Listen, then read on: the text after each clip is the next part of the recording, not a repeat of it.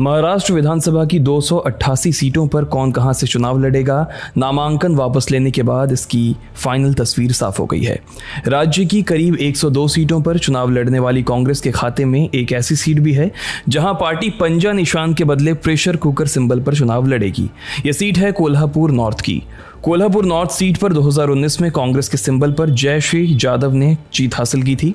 इस बार पार्टी ने जयश्री की जगह छत्रपति साहू महाराज के वंशज मधुरिमा राजे को टिकट दिया था। इससे नाराज जयश्री ने शिंदे की शिवसेना का दामन थाम लिया। टिकट मिलने के बाद शुरुआत में मधुरिमा यहां जोर शोर से कैंपिंग कर रही थी, लेकिन आखिरी वक्त में मधुरिमा ने नामांकन का पर्चा वापस ले लिया। नामांकन वापस लेने की एक वजह उन्होंने कांग्रेस के बागियों को मैनेज नहीं कर पाना बताया था। मधुरिमा के नामांकन वापस लेने से कोल्हापुर में कांग्रेस की मुश्किलें बढ़ गई हैं, क्योंकि पार्टी के पास आखिरी वक्त में कोई ऑप्शन ही नहीं बचा था। कोल्हापुर नॉर्थ सीट से मधुरिमा राजे को टिकट दिलाने में महाराष्ट्र विधान परिषद के सदस्य सतेज पाटिल ने बड़ी भूमिका निभाई थी। मधुरिमा ने जब टिकट वापस किया तो उन्होंने इसकी पहली सूचना सतेज पाटिल को ही दी थी। कोल्हापुर में सोमवार को लोगों के बीच पाटिल रोने भी लगे थे। पाटिल का कहना था कि मुझे आखिरी वक्त में उन्होंने ये जानकारी दी। इधर मुंबई से लेकर दिल्ली तक ये मंथन चल रहा है कि आखिर मधुरिमा के बदले किसे उम्मीदवार बनाया जाए। कोल्हापुर को कांग्रेस पार्टी का गढ़ माना जाता है। 2019 के विधानसभा चुनाव में कोल्हापुर लोकसभा में से 6 में से 3 सीटों पर कांग्रेस ने जीत दर्ज की थी।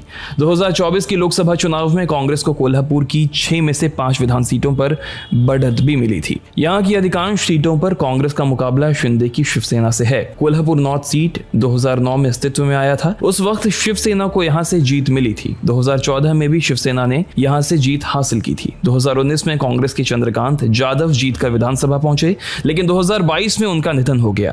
कांग्रेस ने बाद में उनकी जगह उनकी पत्नी को मैदान में उतारा। मधुरिमा राजे के मैदान से हट जाने के बाद यहां कांग्रेस निर्दलीय उम्मीदवार राजेश लाटकर को उम्मीदवार बनाने की रणनीति पर काम कर रही है।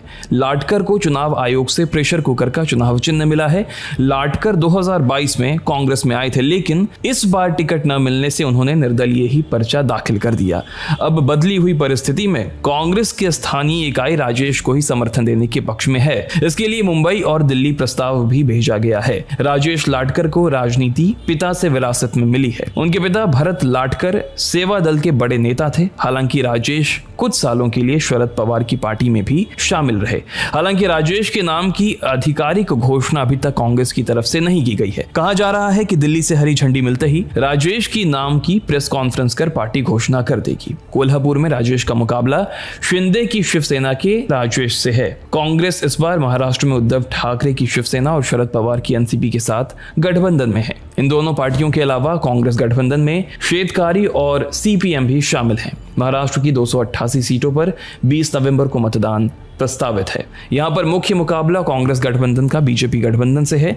बीजेपी गठबंधन में इस बार एकनाथ शिंदे की शिवसेना, अजीत पवार और एनसीपी के साथ 4 अन्य पार्टी हैं। सीटों के लिहाज से तीसरे सबसे बड़े महाराष्ट्र में सरकार बनाने के लिए 145 विधायकों की जरूरत है, जिसके लिए सारी पार्टियां अपनी दावेदारी पेश कर रही हैं। बाकी आगे क्या होता है अपन आपको आगे बताते रहेंगे। देश दुनिया की खबरों के लिए बने रहें TV9 भारतवर्ष के साथ।